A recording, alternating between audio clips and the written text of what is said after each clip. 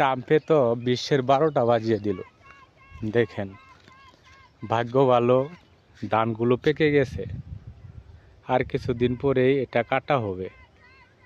আরও যদি 2 মাস পরে এই ধানগুলো কাটা হতো, বন্ধের বন ধান, যেভাবে কেরোসিনের তেল বা অকটেল মানে জ্বালানি তেলের দাম বৃদ্ধি হয়েছে, এটা যদি এরকমভাবে আরও বৃদ্ধি হতে থাকতো, তাহলে কৃষক মানে সাধারণ জনগণের কি একটা অবস্থা হতো।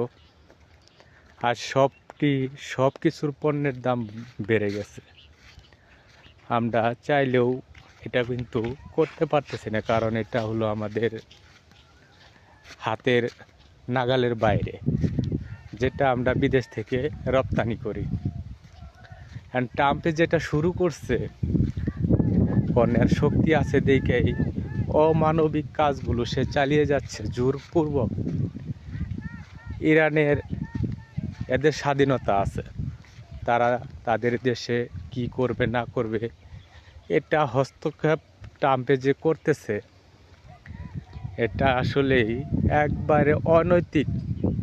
এর জন্য আমরা তাকে তীব্র নিন্দা জানাতে পারি। পারলে আমার এই ভিডিওটা শেয়ার করে দিবেন, কমেন্টে লিখে যাবেন যে তাকে আপনি কতটুকু তীব্র নিন্দা জানান।